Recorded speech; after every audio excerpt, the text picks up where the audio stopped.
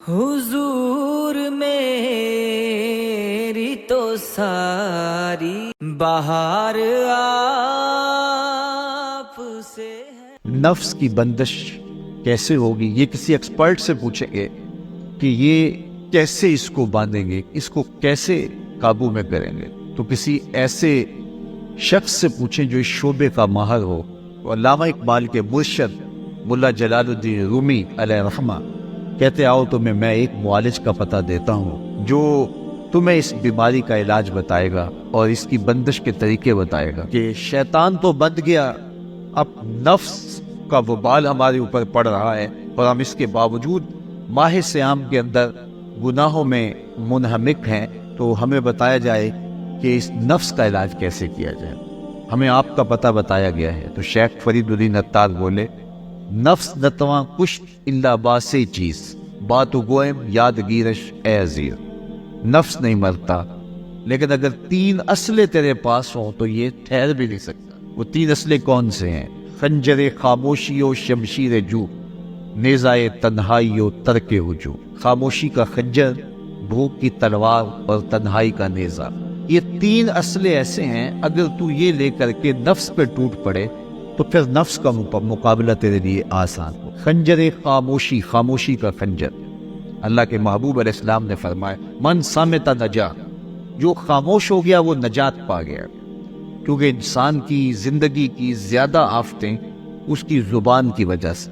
आप अपने गुनाहों का और मैं अपने गुनाहों का अगर एहतसाब करूं तो हमें सबसे ज्यादा गुनाह जुबान के मिले। आंखें भी गुनाह करती हैं, हाथ भी गुनाह करते हैं, पाँव भी गुनाह करते हैं, लेकिन सबसे ज्यादा गुनाह जुबान करती है। झूठ भी बोलती है, गीबत भी करती है, शिकवा भी करती है, गाली सब्बो शतम और क्या कुछ जुबान के गुनाह हैं। इसीलिए अल्लाह के महबूब ने फरमाया, जो तुम्हारे 2 जबड़ों के दरमियान है यानी जुबान, और 2 टांगों के दरमियान है तुम्हारी पारसाई की जगह, तुम इन 2 चीजों की मुझे जमानत दे दो, मैं मोहम्मद तुम्हें जन्नत की जमानत दे देता हूं। तो इंसान के सबसे ज्यादा गुनाह जुबान के हैं और उसकी पारसाई की जगह। तो इसलिए मेरे हुजूर ने फरमाया, मन समित नजा, जो खामोश हो गया वो नजात पा गया। खंजर खामोशी, खामोशी का खंजर नफ्स खुशी का एक मुअस्सर जरिया। और दूसरी बात, बशमशीर जूर, और भूख की तलवार। तो भूख से नफ्स का मुकाबला किया जा सकता है, भूख की तलवार से नफ्स का सर काटा जा सकता है। अल्लाह के महबूब का फरमान सुनिए, या माशर शबाब मन इस्तता मिनकुमुल बाअ फलयतज़व्वज फ़इन्नहु अग़द्दु लिलबस व अहसनु लिलफ़र्ज फ़मन लम यस्तति फ़अलैहि बिस्सौम फ़इन्नहु लहु विजाउन।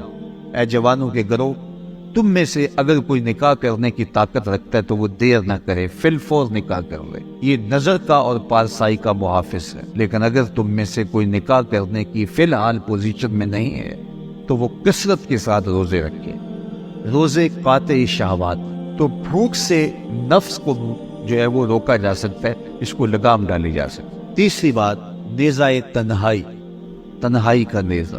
तो फरमाया गया कि अल आफियत फिल उज़ला, कि तन्हाई के अंदर ही आफियत। जब मजलिसों में गीबत की बदबू फैलती हो और चुगली का माहौल मुआशरे का जुज़्व ला यनफक बन जाए और मजालिस के अंदर नजरों की पाकीज़गी का कायम रहना मुश्किल हो जाए और इंसान की ज़िंदगी के अंदर गुनाहों का बहुत बड़ा सबब मजलिसी ज़िंदगी हो, तो फिर उससे तन्हाई बेहतर है।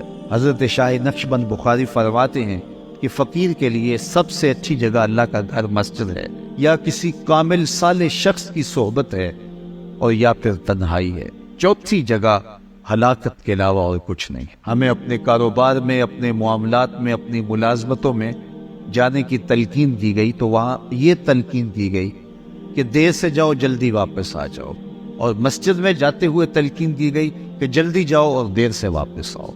लेकिन हम मस्जिद के दरवाज़ों पे जब दौरे वजूद में रश देखते हैं कि लोग बहुत जल्दी निकलना चाहते हैं, हत्ता कि कंधों से कंधे टकरा रहे होते हैं कि जल्दी से बाहर निकल जाएं। हालांकि वो आफियत की जगह है, 2 मिनट ज़्यादा भी हो जाए तो कोई हरज नहीं है। और ऐसे लोगों को भी निकलने में जल्दी करते हुए देखा है कि लगता तो ये था कि शायद इन्होंने किसी ज़रूरी काम पे जाना है, लेकिन बाहर निकल के बाजार में फटे पे बैठे थे اور مسجد سے نکلنے کی جلدی بہت تھی، تو مسجد میں جلدی جاؤ اور دیر سے واپس آؤ، اور بازار میں دیر سے جاؤ اور جلدی واپس آؤ، لیکن ہمارے رویے اس کے برعکس ہو گئے۔ تو تنہائی میں عافیت ہے، خاموشی میں عافیت ہے، اور بھوک میں عافیت، اور یہ ساری چیزیں روزے میں میسر ہیں۔ فرمایا تم سے اگر کوئی شخص الجھے، بحث کرے، لڑائی کرنا چاہے، تو تم اسے کہو انی صائم، میں نے روزہ رکھا ہوا ہے۔ اسی طرح جو ہے وہ روزے سے آپ کو یکسوئی ملے گی، قرآن مجید کی تلاوت کا ماحول ہوگا، اور تم بھوک کاٹو گے، اور یہ تینوں چیزیں تمہارے نفس کو کمزور کرنے والی ہیں۔